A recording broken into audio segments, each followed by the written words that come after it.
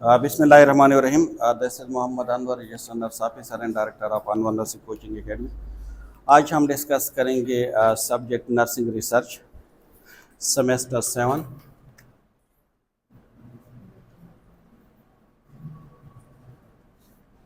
Research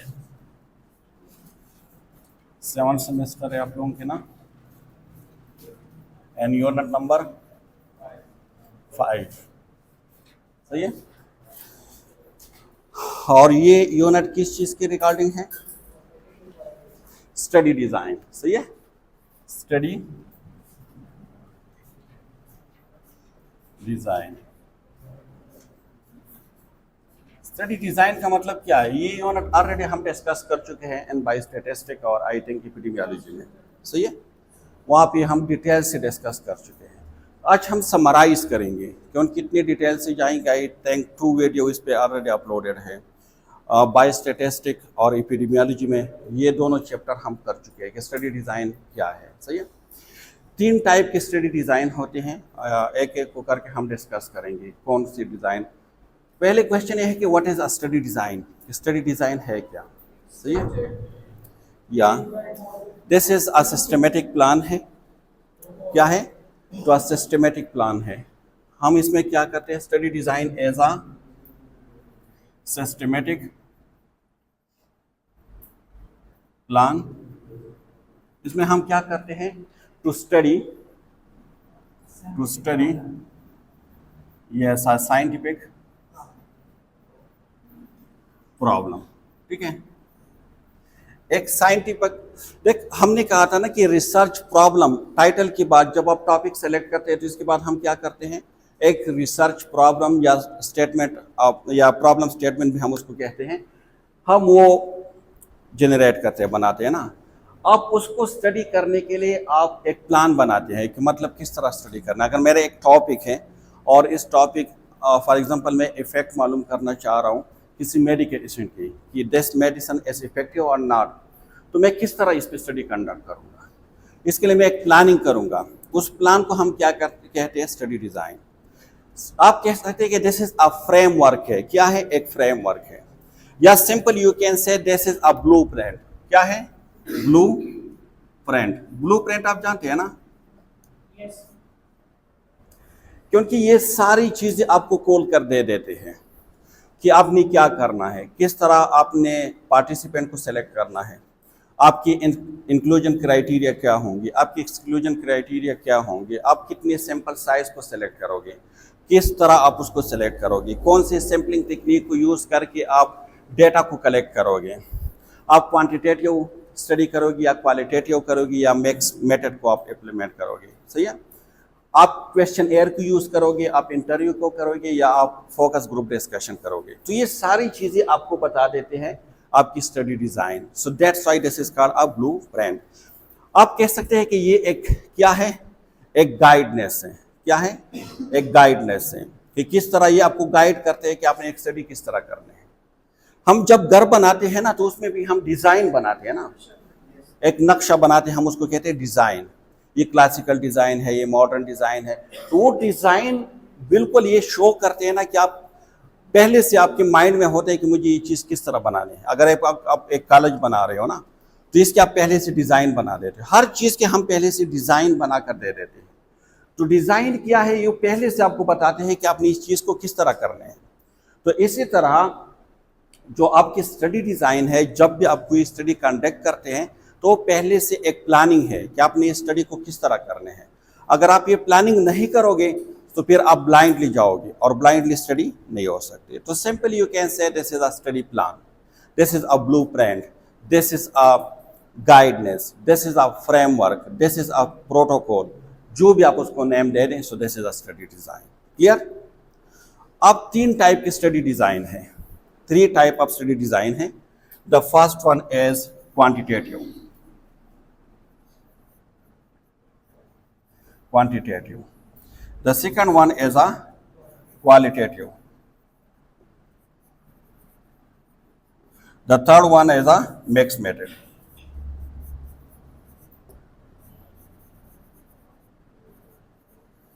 ठीक है? 3 type की स्टडी डिज़ाइन है, क्वांटिटेटिव है, क्वालिटेटिव है और मिक्स मेथड है। इस जो स्टडी डिज़ाइन है, हर स्टडी डिज़ाइन के अपने अपनी कैरेक्टरिस्टिक्स है। उस कैरेक्टरिस्टिक्स की बेस पे फिर हम सेलेक्ट करते हैं कि हम कौन सी स्टडी करेंगे। जो क्वांटिटेटिव स्टडी डिज़ाइन है ना, उसकी मेन कैरेक्टरिस्टिक्स क्या है जी? हाँ, इसमें इसको हम स्टैटिस्टिकल एनालिसिस भी कह सकते हैं, क्योंकि इसमें हमारे पास जो डेटा होते हैं ना, वो कौन से फॉर्म में होते हैं? न्यूमेरिकल फॉर्म में, न्यूमेरिकल फॉर्म में। सही है। और ये ऑब्जेक्टिव डेटा है या सब्जेक्टिव है? ऑब्जेक्टिव डेटा है। क्वांटिटेटिव में इंडक्टिव मेथड यूज होते हैं या डिडक्टिव? डिडक्टिव। क्या अप्रोच जो है डिडक्टिव अप्रोच है, क्यों? हाँ, देख हम 15, 20, 25, 30 क्वेश्चन पूछते हैं ना, और इसमें से फिर कम करके करके हम किसी खास 2, 3, 4 क्वेश्चन पे हम फिर वो कर देते हैं कि मतलब ये मेन प्रॉब्लम है। सही है। तो ये डिडक्टिव अप्रोच है। जो क्वांटिटेटिव है जी,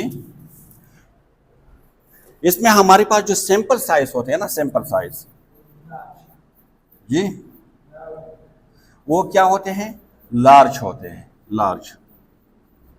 सही है। सैंपल साइज हमारे पास लार्ज होते हैं।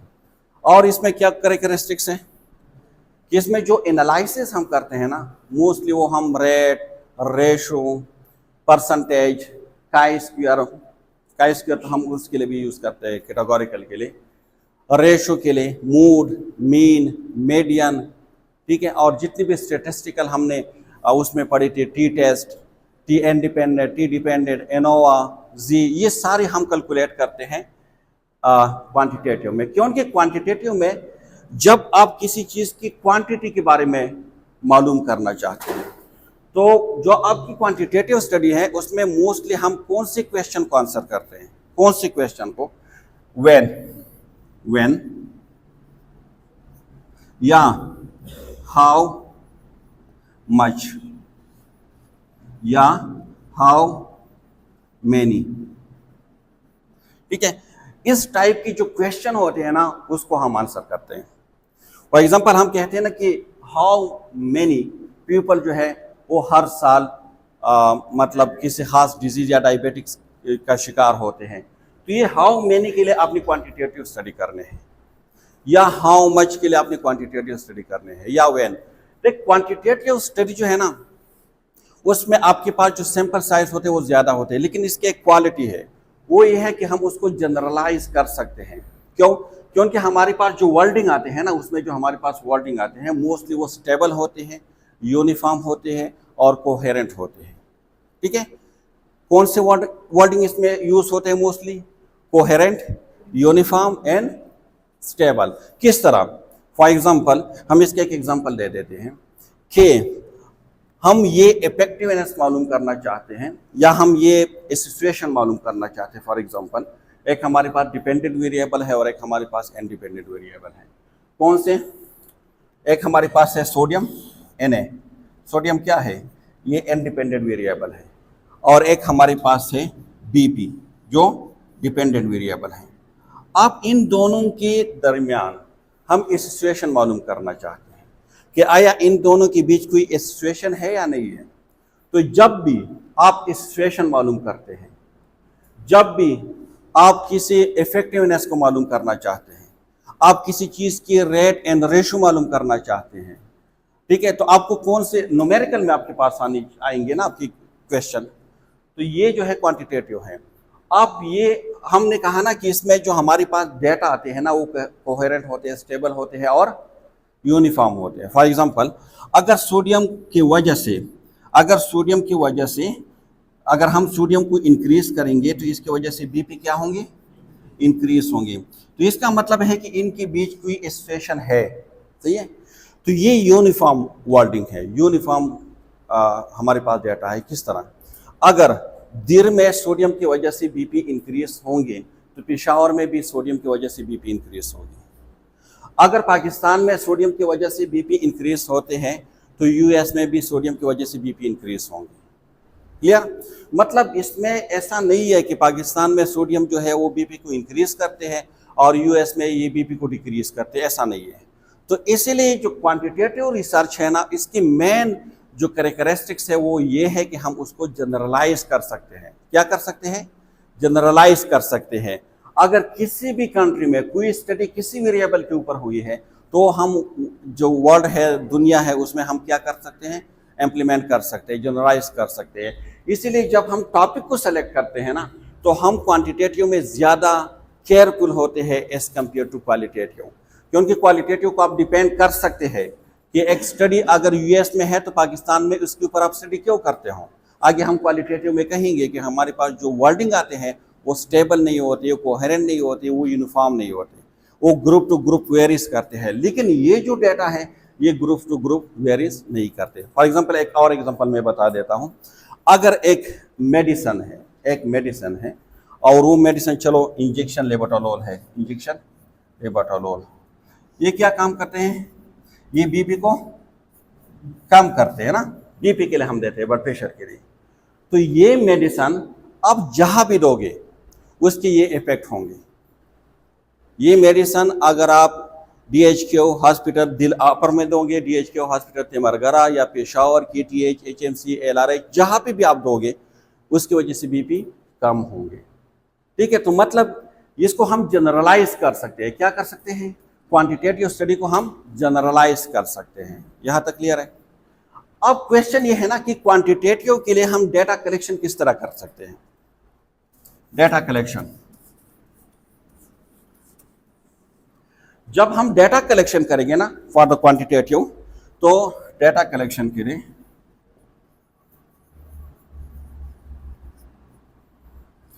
इसमें हम क्या यूज करते हैं? क्वेश्चन एयर हम करते हैं, उसमें इंटरव्यू हम उसमें करते हैं क्वालिटेटिव में। इसमें क्वेश्चन एयर होते हैं, चेक लिस्ट होते हैं और सर्वे। ठीक है? सर्वे के थ्रू हम जाते हैं किसी कम्युनिटी में और वहां पे हम सर्वे करते हैं। हमारे पास चेकलिस्ट होते हैं, चेकलिस्ट को हम भर लेते हैं और यहाँ हमारे पास क्वेश्चनर होते हैं, वो क्वेश्चनर हम दे देते हैं पार्टिसिपेंट को, वो उसको फिल करते हैं। लेकिन एक बात याद रखिए, इसमें जो हम यूज़ करते हैं, चाहे क्वेश्चनर हो चाहे चेकलिस्ट हो, वो क्या होंगे? स्ट्रक्चर होंगे। क्या? स्ट्रक्चर क्वेश्चनर हम उसको कहते हैं। स्ट्रक्चर का मतलब क्या है? एक स्ट्रक्चर का मतलब ये है ना कि पहले से हमने कुछ क्वेश्चन बनाए हुए होते हैं और उससे क्वेश्चन को हम करेंगे। इसमें से कुछ ना हम ऐड करते हैं ना कुछ हम उसमें से रिमूव करते हैं। ठीक है? इंटरव्यू गाइड में हम आगे पढ़ेंगे क्वालिटेटिव में कि हमारे पास स्ट्रक्चर इंटरव्यू गाइड होते हैं, सेमी स्ट्रक्चर होते हैं और अनस्ट्रक्चर होते हैं। तो स्ट्रक्चर का मतलब ये है, स्ट्रक्चर एक चीज हम कहते हैं ना, ये इसके एक खास स्ट्रक्चर होते हैं। तो क्वेश्चन एयर के खास कुछ क्वेश्चन होते हैं और हम जो पार्टिसिपेंट है उससे वही सेम क्वेश्चन पूछते हैं। ऐसा नहीं है कि अपनी मर्जी से कुछ उसमें ऐड करें या अपनी मर्जी से कुछ इसमें रिमूव करें। हाँ, इसके क्वेश्चनर के फिर टाइप होते हैं। ये मैं अभी इसलिए आपको बता रहा हूँ कि क्योंकि आप जब रिसर्च करेंगे तो देख, क्वेश्चनर मैं हमेशा ये कहता हूँ ना कि पहले आप क्वेश्चनर को ढूंढ लें, इसके बाद आप टॉपिक को ढूंढ लें। सही है? क्योंकि कभी कभार हम बहुत ज़बरदस्त टॉपिक सेलेक्ट करते हैं। मैं BS लेवल की बात कर रहा हूँ, PhD और MS में नहीं, लेकिन उसकी क्वेश्चनर अवेलेबल नहीं होते। तो फिर BS लेवल पे आप, मेरे ख्याल में आप में ये कैपेबिलिटी बहुत कम होंगे कि आप खुद से क्वेश्चनर बना लें, फिर इसके लिए आप पायलट स्टडी कंडक्ट करें, फिर इसके आप वैलिडिटी और रिलायबिलिटी आप मालूम करें। ये बहुत मुश्किल होंगे आप कह रहे हैं। सही है? तो क्वेश्चनर के टाइप होते हैं। एक को हम कहते हैं adopted questionnaire, adopted questionnaire, adopted. देख, एडॉप्ट का मतलब क्या है? अक्सर लोग जिसके बच्चे नहीं होते वो दूसरे के बच्चों को एडॉप्ट करते हैं। ठीक है? मतलब दूसरे की बनाई हुई चीज को आप ले लेते हो। एडॉप्टेड क्वेश्चनर का मतलब ये है कि इस टॉपिक पे ऑलरेडी कोई ना कोई स्टडी हुई है या उस टॉपिक से रिलेटेड है या इस टॉपिक के आपकी जो ऑब्जेक्टिव है उसको फुलफिल करते हैं। तो आप क्या करते हैं, जो ऑथर होते हैं ना, जिसने स्टडी की होते हैं, आप उसको एक मेल करते हैं। क्या करते हैं, मेल, कि आपकी इस स्टडी को मैं स्टडी कर चुका हूँ, ये मुझे पसंद आई है, मैं इस टॉपिक से रिलेटेड या इससे जो है ना मिलती जुलती एक टॉपिक के ऊपर मैं स्टडी करना चाह रहा हूँ, मुझे आपकी क्वेश्चनेयर की ज़रूरत है, I want to use your questionnaire. तो फिर आप उससे कहते हैं कि आप मुझे परमिशन दे दें। दो टाइप के क्वेश्चनेयर होते हैं। एक क्वेश्चनेयर ये जो जैसे आप आर्टिकल ओपन करते हैं तो उसमें क्वेश्चनेयर आपके सामने आ जाते हैं, लेकिन मोस्ट ऑफ द आर्टिकल उसमें हम क्वेश्चनेयर नहीं देते, जो पब्लिश आर्टिकल होते हैं ना। तो फिर आप रिक्वेस्ट करते हैं अदर को कि मुझे वो क्वेश्चनेयर भेज दे और मुझे परमिशन दे दे। तो वो जैसे आपको क्वेश्चनेयर भेज देते हैं या आपको परमिशन दे देते हैं, so then you can use वो सेम क्वेश्चनर आप यूज़ करते हैं। इसके लिए आपने कुछ नहीं करना है, ना इसके लिए आपने पायलट स्टडी कंडक्ट करने हैं, ना उसके लिए आपने वैलिडिटी मालूम करने हैं, ना रिलायबिलिटी मालूम करने हैं। क्लियर? लेकिन इसके लिए क्या शर्त है, परमिशन। जब आप जाएंगे ना SRB में या GC में, जो इंटरनल आपकी कॉलेज के होते हैं, तो उसमें सबसे पहले ये क्वेश्चन तो ज़रूर करते हैं कि आपने जो क्वेश्चनेयर यूज़ किया है वो अडॉप्टेड है या सेल्फ मेड क्वेश्चनेयर है। अगर अडॉप्टेड है तो फिर आपसे पूछते हैं कि आपने इसके लिए परमिशन ली है। अगर येस तो कहाँ पे है मेल, आपने फिर उसको मेल दिखाना पड़ेगा कि ये मेल है, और इसके आपने रेफरेंसेस भी देने होंगे कि ये उस आर्टिकल से मैंने ली है, जहाँ से आपने उसको कॉपी की है, वहाँ की उस आर्टिकल के आपने यहाँ पे रेफरेंसेस भी देने हैं। क्लियर? एक होते हैं सेल्फ मेड क्वेश्चनेयर। क्या कहते हैं, सेल्फ मेड क्वेश्चनेयर। अगर एक स्टडी है उस पर क्वेश्चनेयर अवेलेबल नहीं है, एक न्यू टॉपिक है जो भी है, तो इसके लिए हम क्या करते हैं, हम इसके लिए क्वेश्चनेयर बनाते हैं, तो इसको कहते हैं सेल्फ मेड। लेकिन BS लेवल में आप इतने आसानी से नहीं कर सकते। जैसे आप क्वेश्चनेयर बनाते हैं, फिर आप एक्सपर्ट से उसको चेक करवाते हैं।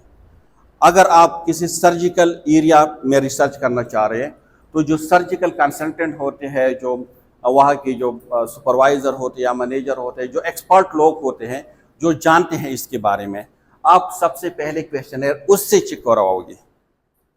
ठीक है? और फिर उस क्वेश्चनेयर को आप पायलट स्टडी में लेकर आते हो। पायलट स्टडी क्या है कि अगर आपके 100 वो है सैंपल साइज है, तो उसका 10%, यानी मतलब 10 पार्टिसिपेंट के ऊपर आप स्टडी करोगे, फिर इसकी आप रिलायबिलिटी और वैलिडिटी चेक करोगे। रिलायबिलिटी वैलिडिटी क्या है, देख, वैलिडिटी ये है ना कि आपकी जो क्वेश्चन है वो कितनी वैलिड है, आपके ऑब्जेक्टिव को मीट करते या नहीं करते। आप स्टडी, आपके ऑब्जेक्टिव कुछ और है और आपकी क्वेश्चनेयर कुछ और कह रही है, तो मतलब हम कहते हैं ना कि ये जो आप मुझे इंफॉर्मेशन दे रहे हो, ये वैलिड इंफॉर्मेशन नहीं है, ये ठीक इंफॉर्मेशन नहीं है। मतलब जो मेरी ऑब्जेक्टिव है उस क्वेश्चनेयर से, जो मैं क्वेश्चन पूछ रहा हूँ, उससे मेरे ऑब्जेक्टिव मीट हो रही या नहीं हो रही, तो ये एक्सपर्ट आपको बताएंगे, और फिर उस एक्सपर्ट के उसके ऊपर आप साइन लोगे। ठीक है? तो इसको कहते हैं वैलिडिटी। रिलायबिलिटी क्या है कि आपने जो क्वेश्चन बनाए है ना, वो क्वेश्चन कितने आपकी जो पार्टिसिपेंट है उसकी समझ में आ रही है, उसकी समझ में आ रही या नहीं आ रही। मतलब जब आप क्वेश्चन करते हैं ना, तो उसकी सेम आंसर नहीं होने चाहिए। मतलब ये है कि ये तो किसी की समझ में नहीं आ रही है ना। रिलायबिलिटी का मतलब ये है कि आप रिपीट करते हो ना, बार बार रिपीट करते हो। आपने एक पार्टिसिपेंट से पूछ लिया, फिर दूसरे से पूछ लिया, फिर तीसरे से पूछ लिया, बार बार रिपीट कर रहे हो, आया वो इस क्वेश्चन को अंडरस्टैंड कर पा रहे या नहीं कर पा रहे। अगर वो कर पा रहे हैं ना, आपकी वैलिडिटी रिलायबिलिटी मोर देन 0.80 से ऊपर होनी चाहिए। अगर स्ट्रॉन्ग स्टडी है 0.92 और ये भी होते हैं। ठीक है? अगर आप पॉइंट में लेते हैं, अगर आप परसेंटेज में लेते हैं तो फिर 82, 83, 85% आपकी होनी चाहिए, लेकिन मोस्टली हम उसको पॉइंट में लेते हैं, 0.80, 0.82, 0.83 इस तरह। ठीक है? तो आप सेल्फ मेड में क्या करोगे, रिलायबिलिटी एंड वैलिडिटी। कभी कभार हम क्या करते हैं, एक और क्वेश्चनर है, उसको कहते हैं मॉडिफाई। क्या कहते हैं, मॉडिफाई। मॉडिफाई क्वेश्चनर का मतलब क्या है कि आपने एडॉप्टेड क्वेश्चनर ले लिया, लेकिन उसमें कुछ ऐड किया या इससे कुछ रिमूव किया। एक ये, दूसरा क्या है, मेरे पास जो क्वेश्चनर है ना वो इंग्लिश लैंग्वेज में है, लेकिन जो मेरे पार्टिसिपेंट हैं वो इंग्लिश लैंग्वेज को नहीं समझते, वो या उर्दू स्पीकर है या पुश्तो स्पीकर है। अगर मैं उससे इंग्लिश में क्वेश्चन करूंगा तो डेफिनेटली वो हमें आंसर नहीं कर पाएगा। तो हम इसको ट्रांसलेट करते हैं। क्या करते हैं, ट्रांसलेट करते हैं लोकल लैंग्वेज में। जब आप ट्रांसलेट करोगे इसकी दोबारा आपने वही वैलिडिटी, रिलायबिलिटी, ये सारी चीज़ें आपने चेक करने हैं। अगर आपने उर्दू में की है तो जो यूनिवर्सिटी में उर्दू की जो प्रोफेसर हैं आपने उससे चेक करवाने हैं कि मतलब इसमें कोई ग्रामेटिकल मिस्टेक तो नहीं है, ठीक है, ये समझ में आते हैं या नहीं आते, ये जो क्वेश्चन है वो वैलिड है या नहीं है, रिलायबल है या नहीं है, ठीक है। तो उसको कहते हैं मॉडिफाई क्वेश्चन एयर। तो ये 3 टाइप की क्वेश्चन एयर होते हैं। बीएस में ज़्यादातर आप लोग कोशिश करें कि आप एडॉप्टेड क्वेश्चन एयर को यूज़ करें। अगर सेल्फ मेड यूज कर सकते हैं so it will be very appreciated for you, but it will be very difficult. Okay, clear. तो डेटा कलेक्शन हम किस तरह करते हैं? क्वेश्चनेयर के थ्रू, चेकलिस्ट के थ्रू और सर्वे के थ्रू। क्लियर जी। एक बात याद रखें, अगर हम सैंपल साइज की बात करें या सैंपल सिलेक्शन की बात करें, सैंपल सिलेक्शन, तो इसमें हम क्या करते हैं? मोस्टली हम इसमें रेंडमाइजेशन करते हैं मोस्टली, ठीक है। अगर आपकी एक्सपेरिमेंटल स्टडी है, आरसीटी है, तो हम इसमें रेंडमाइजेशन करते हैं। क्वालिटेटिव में हम रेंडमाइजेशन नहीं करते। क्यों नहीं करते? इसकी मैं एग्जांपल आपको बता दूंगा अभी। देख, इसके टेक्निक है, हमारे पास सैम्पलिंग की टेक्निक है। अभी हम डिटेल से नहीं जाएंगे जब तक हम सैम्पलिंग को स्टडी नहीं करेंगे। बाय स्टैटिस्टिक में हम स्टडी कर चुके हैं, लेकिन आई नो कि आप उसको भूल चुके होंगे। इसमें हमारे पास टाइप थी, प्रोबेबिलिटी है, नॉन प्रोबेबिलिटी है, 5 सब type of the probability and 5 सब type of the non probability है, ठीक है। प्रोबेबिलिटी में हम हर एक इंडिविजुअल को इक्वल चांस देते हैं कि वो किसी भी ग्रुप में सेलेक्ट हो सकते हैं, बट नॉन प्रोबेबिलिटी में हम उसको नहीं देते। तो इसमें जो हम करते हैं ना, क्वान्टिटेटिव में मोस्टली हम उसको प्रोबेबिलिटी में जाते हैं, ठीक है। हाँ, क्रॉस सेक्शनल में हम फिर जाते हैं उस पर इतना ज़्यादा नहीं, लेकिन एक्सपेरिमेंटल में और आरसीटी में आप ज़रूर रेंडमाइजेशन करोगे, सही है। आगे हम पढ़ेंगे आरसीटी में। तो आपकी जो सैंपल साइज है ना, वो क्या होंगे? लार्ज होंगे। क्या होंगे? लार्ज होंगे। और इसके लिए किस तरह आप सेलेक्ट कर सकते हो कि मेरी पॉपुलेशन कितनी होनी चाहिए, कितने सैंपल साइज होनी चाहिए, किस तरह आप सेलेक्ट कर सकते हो? किस तरह आप एक स्टडी करना चाहते हो ना, किस तरह आप सेलेक्ट करो कि मेरी इतनी सैंपल साइज होनी चाहिए? जी, किस तरह सेलेक्ट कर सकते हो? किस तरह पॉपुलेशन पे डिपेंड करते हैं?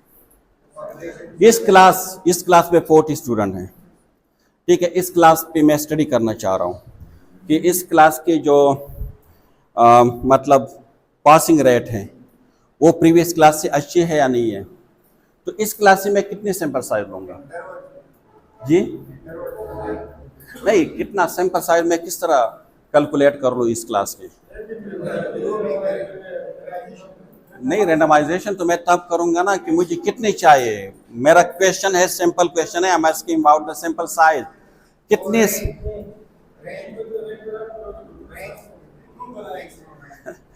देख, इसके लिए हमारे पास डिफरेंट वो आते हैं, सिंपल साइज कैलकुलेटर आते हैं। क्या आते हैं? सिंपल साइज कैलकुलेटर बहुत ज़्यादा है। जी पावर कैलकुलेटर है, जी पावर कैलकुलेटर है, राव सॉफ्ट कैलकुलेटर है, राव सॉफ्ट सिंपल साइज। अभी हम करेंगे प्रैक्टिकल कैलकुलेटर। जी पावर सिंपल साइज कैलकुलेटर, इसमें हम सिर्फ डेटा को फिट करते हैं। बस हम डेटा को फिट करते हैं कि हमारी टोटल इतनी पॉपुलेशन है, ठीक है, इतना हमारे जो है जो क्वेश्चनर हम डिस्ट्रीब्यूट करते हैं ना, कितने % रेट ऐसे है जिसमें हमारे पास क्वेश्चनर वापस आते हैं, हम उसको रख देते हैं। मोस्टली हम 50 कर देते हैं। टोटल पॉपुलेशन को सेलेक्ट करते हैं और कॉन्फिडेंस इंटरवल को सेलेक्ट करते हैं कि मेरी कॉन्फिडेंस इंटरवल कितने हैं, ठीक है। तो उसको हम जो फिर एंड में क्या करते हैं, जब हम क्लिक करते हैं तो ऑटोमेटिकली हमें सैंपल साइज दे देते हैं, ठीक है। हाँ, फिर हम उसको मैनुअली भी कर सकते हैं, जिस तरह हमने सैंपल साइजिंग, अगर आप उस वीडियो को देखोगे सैम्पलिंग की जो चैप्टर है बायोस्टैटिस्टिक्स में, तो हमने उसको मैनुअली भी की है, लेकिन आजकल हमारे पास सॉफ्टवेयर अवेलेबल है।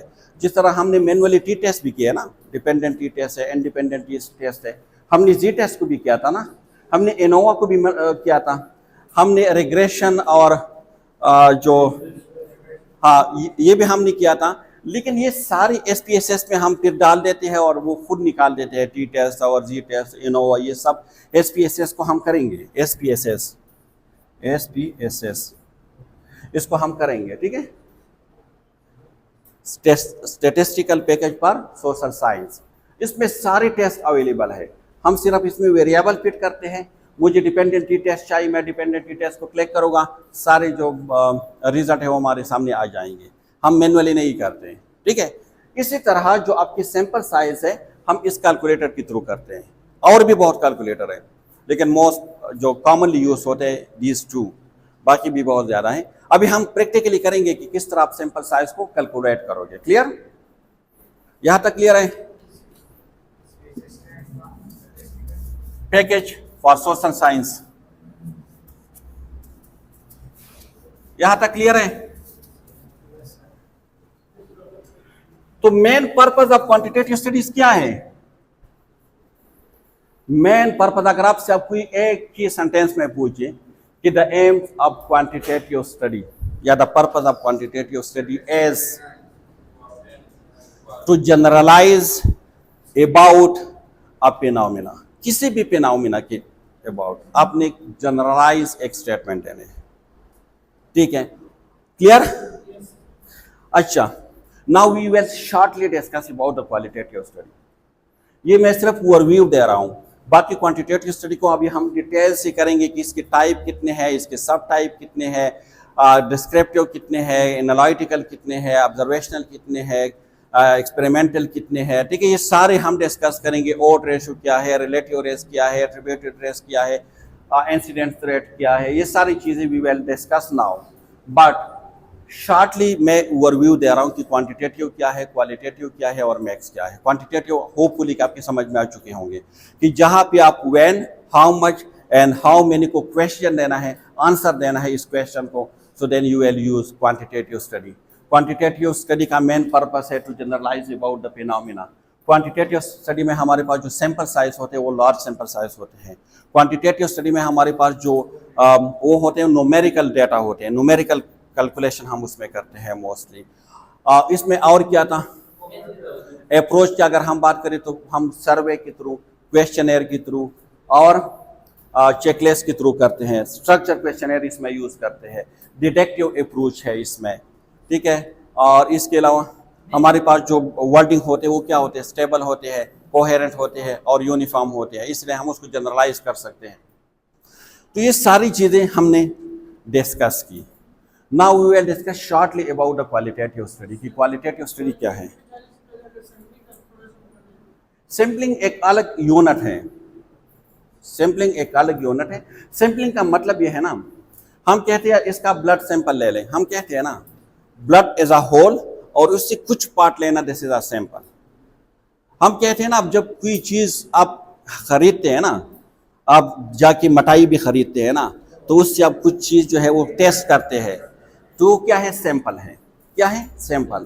तो इसलिए हम हमारी अगर मैं स्टडी करना चाह रहा हूँ नर्सिंग स्टूडेंट्स पे, तो नर्सिंग स्टूडेंट्स एक बहुत बड़ा पॉपुलेशन है ना, it's not possible for me कि मैं पाकिस्तान और दुनिया की जितनी भी नर्सेस है उसके ऊपर मैं स्टडी करूँ। तो मैं उससे कुछ सैंपल लूँगा, उस सैंपल के ऊपर मैं स्टडी करूँगा और उस सैंपल को जनरलाइज करूँगा मैं होल पॉपुलेशन पे। अब इस सैंपल को मैं किस तरह सेलेक्ट करूँ? अपनी मर्जी से तो मैं नहीं ले सकता ना। अगर मैं अपनी मर्जी से सैंपल को लूँगा तो इसमें बायस आएंगे, मतलब आप इसके ऊपर इतराज़ कर सकते हैं कि सर ये तो आपने उस स्टूडेंट को उठाया है जो सबसे ज़्यादा इंटेलिजेंट स्टूडेंट है इस क्लास के 7 सेमेस्टर के, और 5th सेमेस्टर से आपने उस स्टूडेंट को उठाई है जो सबसे ज़्यादा मतलब लो ग्रेड वाले स्टूडेंट है। तो किस तरह आप उसको कंपेयर कर सकते हैं? डेफिनेटली 7 सेमेस्टर की रिजल्ट अच्छे होंगे ना।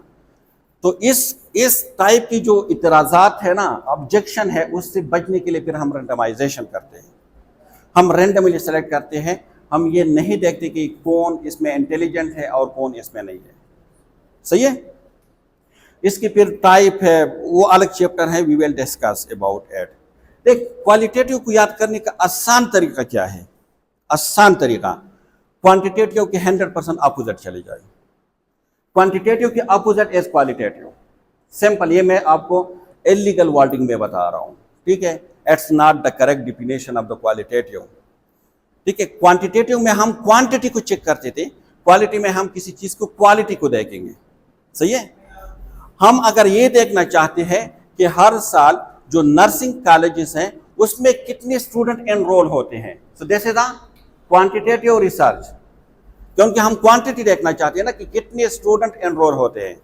लेकिन अगर हम ये देखना चाहते हैं कि कितने स्टूडेंट ऐसे हैं जो अच्छे ग्रेड लेते हैं कौन से कॉलेजों में, तो हम उसकी एजुकेशन की क्वालिटी को चेक करना चाहते हैं। जब आप क्वालिटी को चेक करना चाहते हैं तो फिर हम उसको कह सकते हैं कि this is the qualitative research. Clear? तो क्वालिटेटिव में हम क्या करते हैं?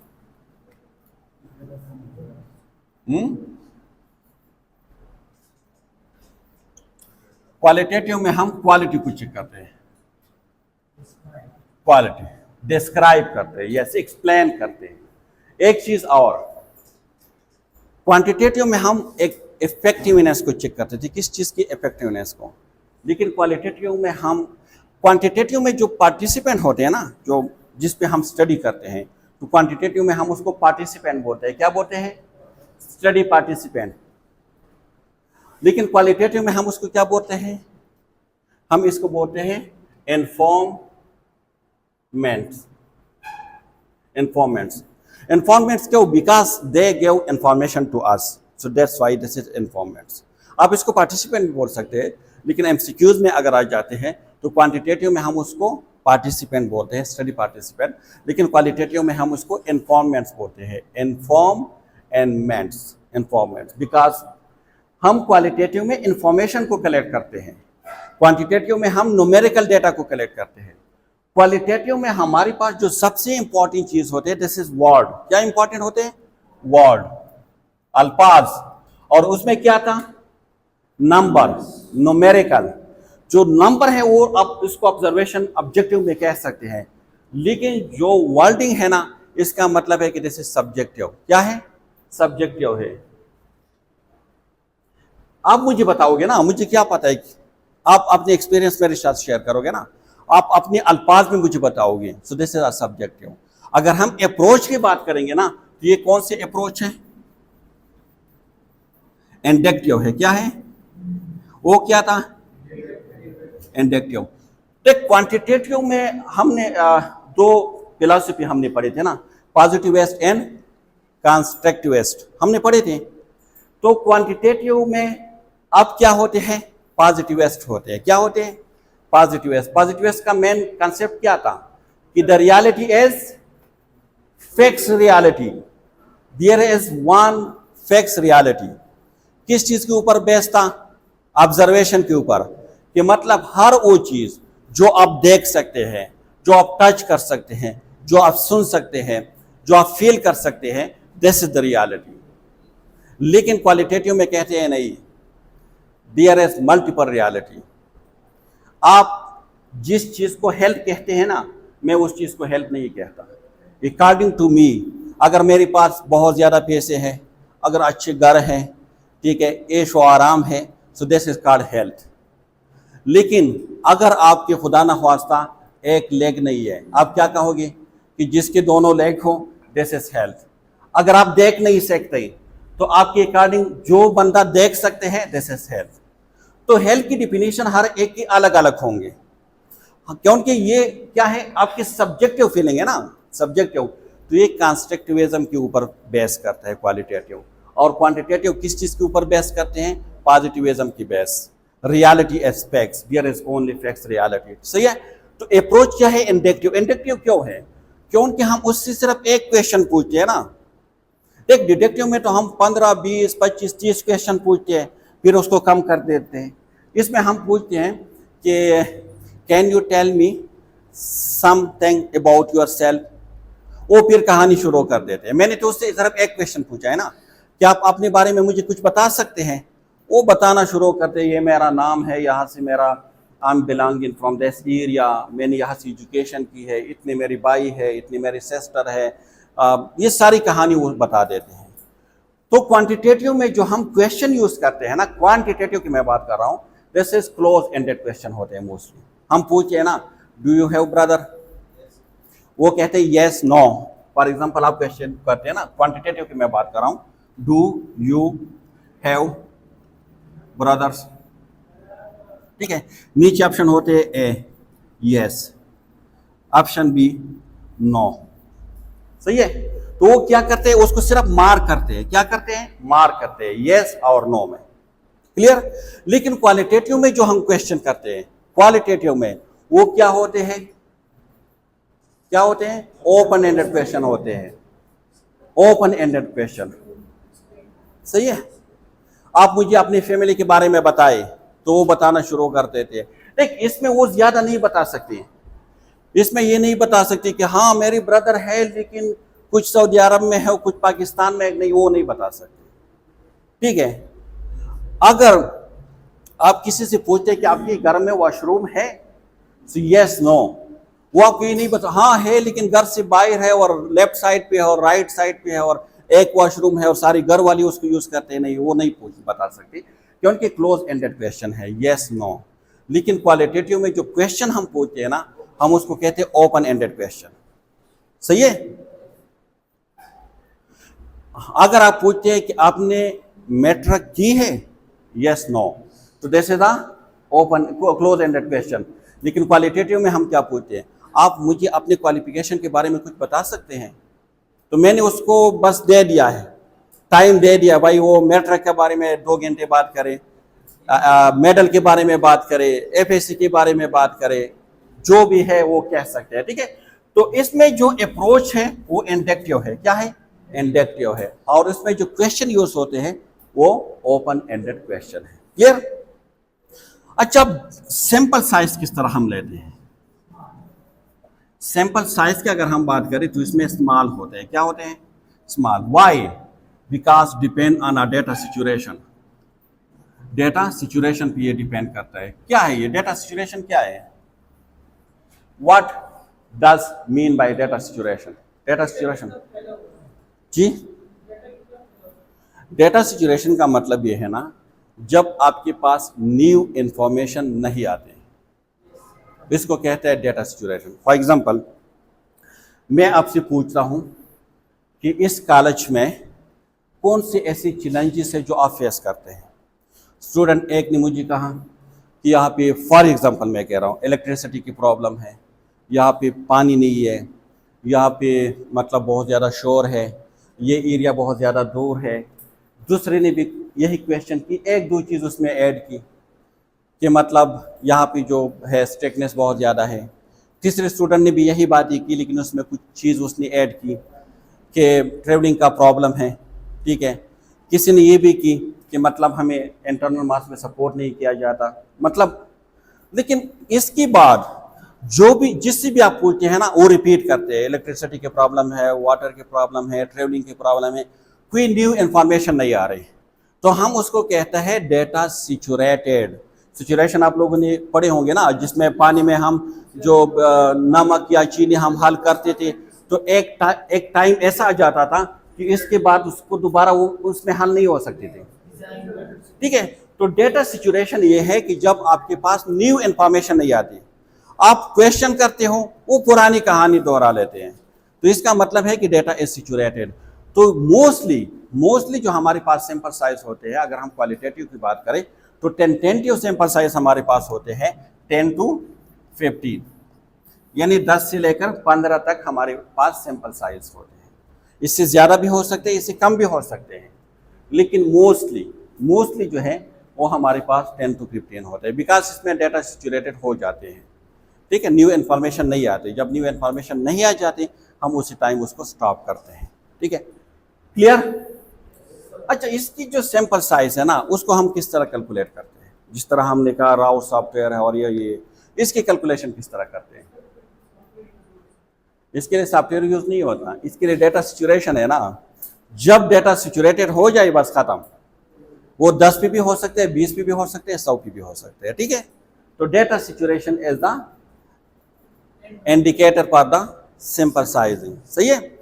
इसके अलावा हम सैंपल किस तरह सेलेक्ट करते हैं, जिस तरह मैंने कहा कि उसमें हम रेंडमाइजेशन करते हैं, मोस्टली हम प्रोबेबिलिटी डाटा लेते हैं, तो इसमें हम प्रोबेबिलिटी लेंगे या नॉन प्रोबेबिलिटी लेंगे?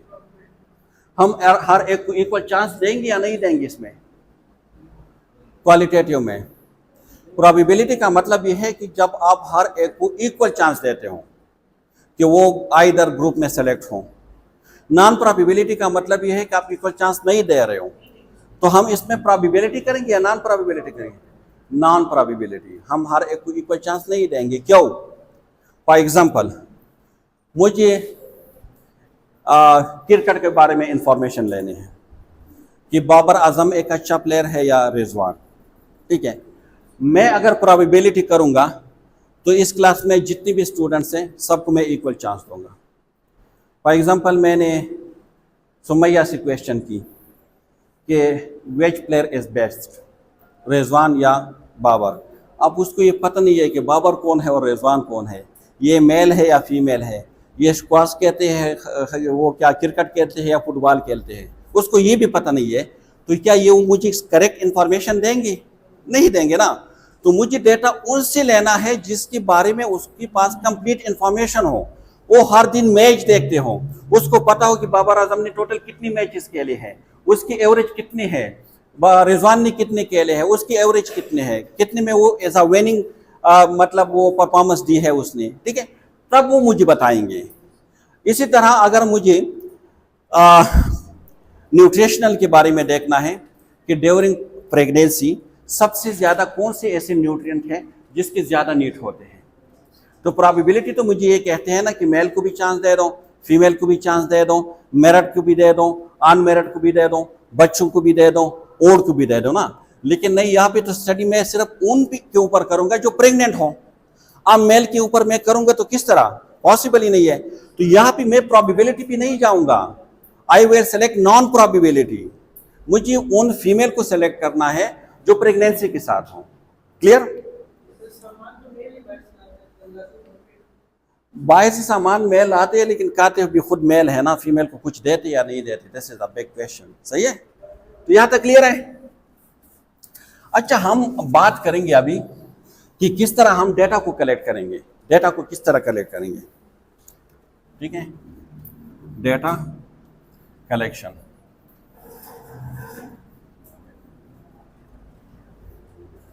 डेटा कलेक्शन हमने क्वांटिटेटिव में हमने बात की थी कि क्वेश्चनर के थ्रू, सर्वे के थ्रू, चेकलिस्ट। इसमें डेटा कलेक्शन आप इंटरव्यू के थ्रू कर सकते हैं, ऑब्जर्वेशन के थ्रू, पास ऑब्जर्वेशन,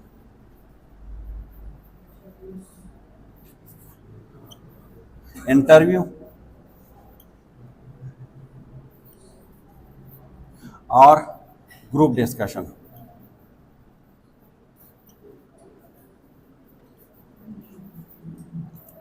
ठीक है, ऑब्जर्वेशन के थ्रू हम डेटा कलेक्ट कर सकते हैं, इंटरव्यू के थ्रू कर सकते हैं और ग्रुप डिस्कशन। इंटरव्यू और ग्रुप डिस्कशन में मेन फर्क यह है कि जब आप इंडिविजुअल बेस पे डेटा कलेक्ट करते हो, फेस टू फेस, तो हम इसको इंटरव्यू कहते हैं, और जब एक ग्रुप में आप डेटा कलेक्ट करते हैं, this is a group discussion. सही है? जब आप जाते हैं ना किसी जॉब के लिए, जब आप यहाँ पे आए थे एडमिशन के लिए, तो आपसे ग्रुप डिस्कशन किया गया था, इंटरव्यू किया गया था ना। सही है? भले गिरा हो जी। अब अभी हम डिस्कस करेंगे, हमने उसमें क्वेश्चनर की बात की है ना, अभी हम करेंगे एंड में होपफुली कि आपके कोई क्वेश्चन नहीं होंगे। सही है? आपके माइंड जब तक क्लियर नहीं होंगे तब तक मैं बोलता रहूंगा। सही है? देख, अब क्वेश्चन, आप इंटरव्यू में जब आप लोग आते हैं ना, तो हम आपसे क्वेश्चन करते हैं ना, क्वेश्चन करते हैं, लेकिन इस क्वेश्चन में टाइप है, एक है अनस्ट्रक्चर क्वेश्चनर, एक है स्ट्रक्चर क्वेश्चनर, एक है सेमी स्ट्रक्चर। स्ट्रक्चर क्वेश्चनर का मतलब यह है कि मैंने 5 क्वेश्चन लिखे हुए हैं पहले से, मैं आपसे वही 5 क्वेश्चन करूंगा, उसमें मैं ना कुछ ऐड करूंगा ना उससे कुछ रिमूव करूंगा, जस्ट लाइक अ क्वांटिटेटिव में हमने जो क्वेश्चनर की बात की थी। सेमी स्ट्रक्चर क्वेश्चनर का मतलब यह है कि मैंने 5 क्वेश्चन लिखे हैं, लेकिन इसमें मैं कुछ ऐड कर सकता हूं या उसमें से कुछ रिमूव कर सकता हूं, अकॉर्डिंग टू पार्टिसिपेंट की जो इंटरेस्ट है, उसके इंटरेस्ट के मुताबिक किसी चीज को ऐड करूं या उससे रिमूव करूं। क्लियर? लेकिन अनस्ट्रक्चर का मतलब ये है ना कि मैंने कुछ भी नहीं लिखा है अपने साथ, बस मैं जो मेरे दिल में आया ना मैंने आपसे पूछ लिया, ओपन क्वेश्चन है, बस जो भी मेरे दिल में आया मैंने पूछ लिया। क्लियर? तो इसकी 3 टाइप क्वेश्चन होते हैं। एक है स्ट्रक्चर,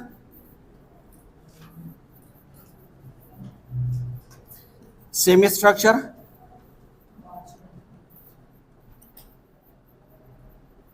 और अनस्ट्रक्चर।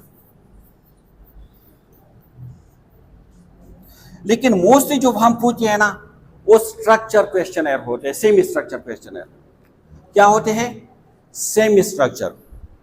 कुछ हम उसमें ऐड कर सकते हैं और कुछ हम उसमें से रिमूव कर सकते हैं इंटरव्यू में। तो आप लोग जब आते हैं ना एडमिशन के लिए, तो हमने डिवाइड किए होते हैं ना, आपने उससे कोर्स के मुताबिक क्वेश्चन पूछते हैं, आपने उससे फैमिली बैकग्राउंड के बारे में क्वेश्चन पूछने हैं, आपने उससे क्वालिफिकेशन के बारे में क्वेश्चन पूछने हैं। ठीक है, तो हम डिवाइड कर देते हैं, हर एक को हम देते हैं। लेकिन अब मेरी मर्जी है सेमी में, ठीक है, कि मैं उसमें से एनाटॉमी के बारे में आपसे पूछ लूँ, या एफओएन के बारे में आपसे पूछ लूँ, या माइक्रो के बारे में आपसे पूछ लूँ। माइक्रो से मैं 2 क्वेश्चन करूँ, एनाटॉमी से मैं 5 क्वेश्चन करूँ। ठीक है, so this is a semi structure question है। उसमें मैं कुछ ऐड कर सकता हूँ, कुछ उसमें से रिमूव कर सकता हूँ। ठीक है, तो this is a data collection. अब डेटा एनालिसिस, डेटा एनालिसिस, देख हमने कहा था ना, हमने क्वांटिटेटिव में कहा था कि हम क्या यूज करते हैं उसमें, एसपीएसएस। इसमें जो हम एनालाइज और उसमें हम क्या मालूम करते हैं, किस चीज में, मीन में, मूड में, मीडियन में, रेशियो में, इनमें मालूम करते हैं ना। लेकिन इसमें जो हम एनालिसिस करते हैं ना, मोस्टली थीमेटिक एनालिसिस करते हैं। क्या करते हैं? Thematic analysis. अब थीमेटिक एनालिसिस क्या है, क्वालिटेटिव में हम डिटेल से डिस्कस करेंगे कि हम इसमें थीम्स बनाते हैं, हम जो डेटा हम कलेक्ट करते हैं ना। एक बात याद रखिए, ये जो डेटा कलेक्शन है ना, ये हमारे पास तो क्वेश्चनर नहीं है ना। देख क्वांटिटेटिव में ना हमारे पास क्वेश्चनर है, वो क्वेश्चनर को फिल करते हैं। जब हम घर जाते हैं तो उस क्वेश्चनर को हम रिव्यू करते हैं, उसके मुताबिक हम उसको मार्किंग देते हैं। लेकिन इंटरव्यू में, ग्रुप डिस्कशन में और ऑब्जर्वेशन में क्वेश्चनर तो नहीं है, सेम स्ट्रक्चर क्वेश्चनर है। अगर मैं किसी से पूछ लो कि अच्छा मुझे बता दे अपने बारे में, मुझे बता दे, उसने बहुत बड़ी कहानी बता दी, ये मेरा नाम है, इतना मेरा एज है, यहाँ पे मैं पैदा हुआ था, यहाँ से मैंने प्राइमरी एजुकेशन की, तो क्वेश्चनर में तो नहीं है ना कि मैं उसको टेक करूँ। अब मैं घर गया और मैं बैठ गया डेटा एनालाइज के लिए, अब मेरे पास कुछ इन्फॉर्मेशन नहीं है, मुझे क्या पता कि उमेर ने क्या कहा था मुझे, ठीक है, मुझे क्या पता कि इजाज ने क्या कहा था मुझे, वो सारी बातें मुझे याद तो नहीं है। इसीलिए हम इसमें जो डेटा कलेक्ट करते हैं ना, हम उसमें रिकॉर्डिंग करते हैं, टेप रिकॉर्डिंग करते हैं। इसीलिए जो हम कंसेंट लेते हैं ना, कंसेंट लेते हैं, तो क्वालिटेटिव में हम टेप रिकॉर्डिंग की बात करते हैं कि आपकी जो बातें वो हम रिकॉर्ड करते हैं। क्यों? एक बात याद रखें कि जो थीमेटिक एनालिसिस है ना क्वालिटेटिव में, उसमें आप क्या करते हैं, वर्बेटिज्म। वर्बेटिज्म का मतलब क्या है कि आप वर्ड बाय वर्ड जो पार्टिसिपेंट ने कहा है ना, आप उसको कोट करोगे। अगर उसने ही यूज किया है तो आप ही यूज करोगे, अगर उसने शी यूज की है आप शी यूज करेंगे, अगर उसने आई यूज की है तो आप आई यूज करेंगे, अगर उसने वी कहा है तो आप वी कहोगे।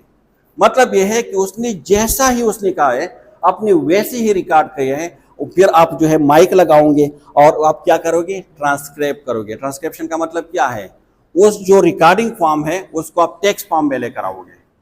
तो सबसे पहला स्टेप क्या है क्वालिटेटिव में, सबसे पहले, वो डिटेल में हम बाद में डिस्कस करेंगे, मैं सिर्फ ओवरव्यू दे रहा हूं आपको कि जो बातें आपने रिकॉर्ड की हैं उसको पेपर में लेकर आना है, तो ट्रांसक्रिप्शन है। ट्रांसक्रिप्शन के बाद हम ओपन कोडिंग करते हैं। ओपन कोडिंग ये है कि जो भी न्यू बात है उसको ओपन कोडिंग में लेकर आते हैं। फिर जो सेम ओपन कोडिंग है उसको हम इकट्ठी करके एक्सएल कोड बनाते हैं। फिर सेम एक्सएल कोड को इकट्ठा करके हम सब थीम या कैटेगरीज बनाते हैं। फिर एक इक्वल या सेम कैटेगरी, सब कैटेगरीज या सब थीम को कलेक्ट करके हम एंड में थीम्स बनाते हैं। तो हमारे पास ओपन कोडिंग 300 भी हो सकते हैं, 500 भी हो सकते हैं, 1000 भी हो सकते हैं, लेकिन हम उसको एट द एंड 5, 4, 5, 6, 7 थीम्स में लेकर आते हैं। ठीक है, तो इसको कहते हैं थीमेटिक एनालिसिस, और फिर उसको हम सपोर्ट करते हैं विद द पार्टिसिपेंट रिस्पॉन्स कि उसने ये कहा था। तो अभी हम दिखाएंगे आपको, लेकिन वो क्वालिटेटिव में हम डिस्कस करेंगे। This is overview. यहां तक क्लियर है? इसमें कोई क्वेश्चन? ठीक है, क्वालिटेटिव, हाँ, इसमें हम कौन से क्वेश्चन को आंसर करेंगे? How, why and what.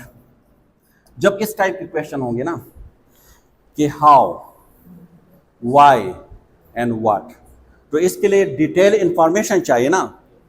अगर आप मुझसे पूछते हैं कि किस तरह हम इंप्रूव कर सकते हैं इस एजुकेशन सिस्टम को, हाउ, ठीक है, तो मैं जाके लोगों से पूछूंगा, एक्सपर्ट से पूछूंगा ना, तो उसकी सब्जेक्टिव फीलिंग लूंगा मैं, उसकी एक्सपीरियंसेस के बारे में मैं पूछूंगा, उसकी एक्सपर्टीज के बारे में मैं पूछूंगा, उससे मैं सजेशन लूंगा, उससे मैं ओपिनियन लूंगा, हाउ, किस तरह।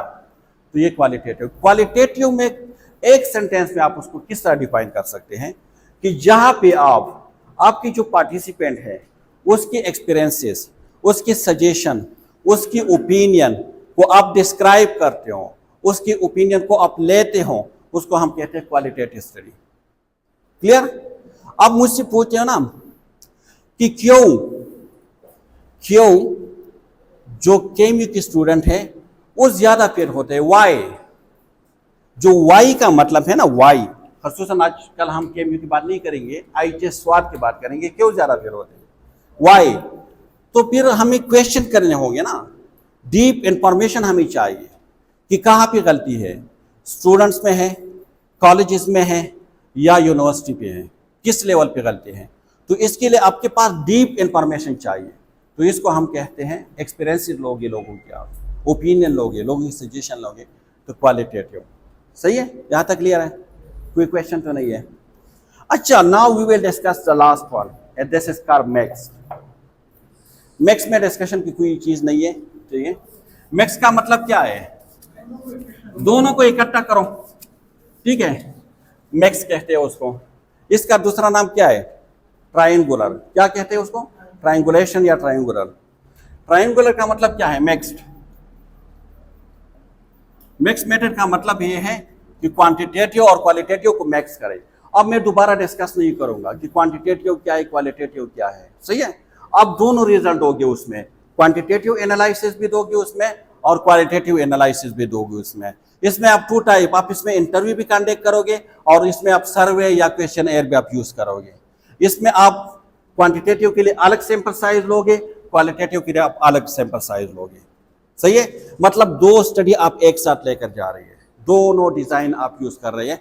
This is very strong study, क्योंकि इसमें आप एक्सपीरियंस भी मालूम करना चाह रहे हो, इसमें आप सजेशन ओपिनियन भी मालूम करना चाह रहे हो, इसमें आप इफेक्टिवनेस भी देखना चाह रहे हो, इसमें आप न्यूमेरिकल स्टैटिस्टिकल इंफॉर्मेशन भी लेते हो और आप इसमें मैथमेटिकल एनालिसिस भी करते हो। सारे दोनों चीज़ें साथ जो है चलते रहेंगे। इसको हम कहते हैं मैक्स मेथड। मैक्स मेथड हम आगे पीएचडी लेवल पे और इसमें करते हैं।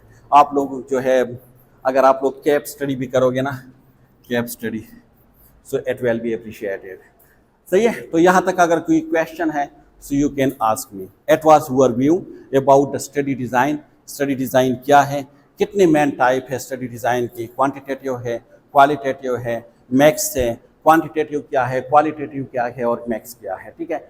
इसके बाद हम डिस्कस करेंगे आप क्वांटिटेटिव को डिटेल से, क्वालिटेटिव की डिटेल से और फिर मैक्स मेथड को डिटेल से, कि क्वांटिटेटिव की कितने टाइप्स हैं, वो सारी चीज़ें हम डिस्कस करेंगे इन डिटेल। यहाँ तक अगर कोई भी क्वेश्चन है, so you can ask me. अगर नहीं है, so you can also ask me on the comment section. I will try to give answer timely. Thank you so much for listening me and watching me.